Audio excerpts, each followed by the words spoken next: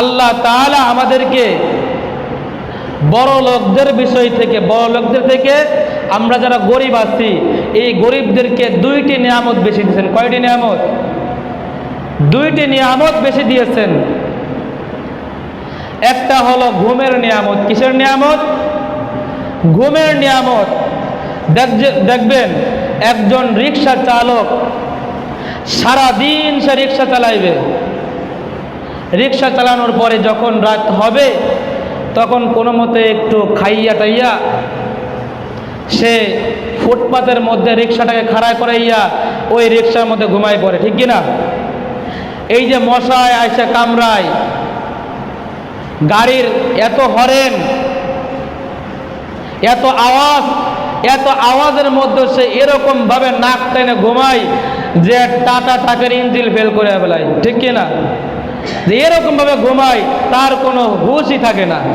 অথচ গাড়ির হরেন, কত আওয়াজ, মশাই কামড়ায়, তার বইয়ের দিকে তার কোনো খেয়াল নাই।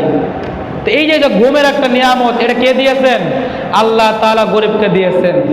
আর একজন ধনী ব্যক্তি যার তালা যত বেশি তার চিন্তা তত বেশি, ঠিক কিনা? দেখবেন যে তার ট্যাবলেটও খাওয়ানো লাগে বেশি।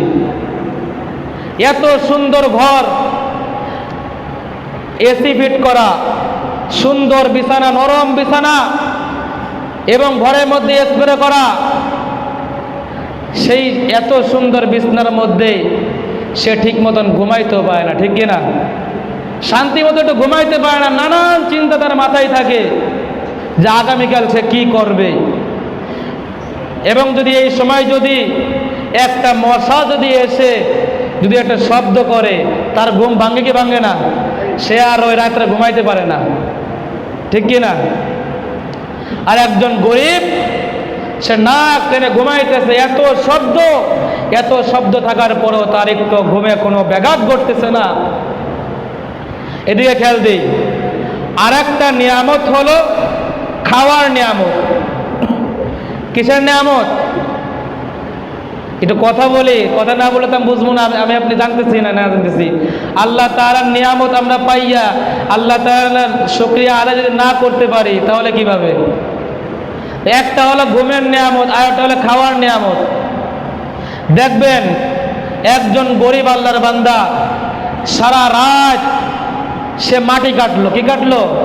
সারা রাত মাটি কাটলো। মাটি কাটার পরে আপনি যদি সকালবেলা তাকে 3 প্লেট পানি ভাত দেন আর একটা মরিচ আর একটা পেঁয়াজ দেন, সে ওই 3 প্লেট খাওয়ান সাবার করে ফেলবে না? সে পেট ভরে সেই ঠান্ডা পানি ভাত খেয়ে ফেলবে। আর একজন বড় লোক সে কি ঠিক মতন খাইতে পারে? খাইতে পারে না। কারণ ডাক্তার তাকে একটা তালিকা নির্ধারণ করে দিয়েছে যে 1 পিস ভাতের চাইতে বেশি খাইতে পারবে না। 1 পিস ভাত আর 2-3 পিস শাকসবজি এইসব খাইতে হবে। এইসবের একটু বেশি খাইলেই তোমার ডায়াবেটিস বেড়ে যাবে, এইসবের একটু বেশি খাইলেই তোমার শরীরে ওজন বাইরে যাবে। তখন সে ওই নিয়ম মতন চলে, ঠিক মতন খাইতেও পারে না। এই জন্য দেখবেন যা আমরা অনেক সময় মুরব্বীদের মুখে শুনছি যে আগে মানুষ যখন ক্ষুধা ভোগের মধ্যে ছিল, অভাবের মধ্যে ছিল, তখন মানুষগুলো শুধু শুকনা রুটি খেয়ে খেয়ে বাঁচছে, ঠিক কিনা?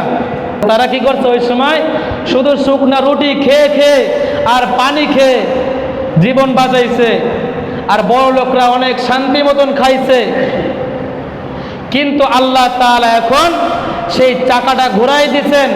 এখন বড় লোকরা এই যে গরিবদের যে অভাবী যে খাওয়ানটা, এই খাওয়ানটা বড় লোকদের দিছে, আর বড় লোকদের যে খাওয়ানটা সেটা গরিবদের দিছে, ঠিক কিনা? গরিবরা এখন শান্তি মতন 3 বেলা পেট ভরে মাছ দিয়া, শাক সবজি দিয়া, গরুর গোস্ত মাছ দিয়া শান্তি মতন খাইয়া শান্তি মতন ঘুমাইতেছে। কিন্তু বড় লোকরা এই যে শুকনা রুটি, অল্প একটু ভাত, এইসব খাইয়ে খাইয়ে জীবনযাপন করতেছে, ঠিক কিনা? তাহলে আল্লাহ তাআলা এই বড় লোকদের কাছ থেকে গরিবদেরকে 2টি নিয়ামত বেশি দিয়েছেন। সুবহানাল্লাহ।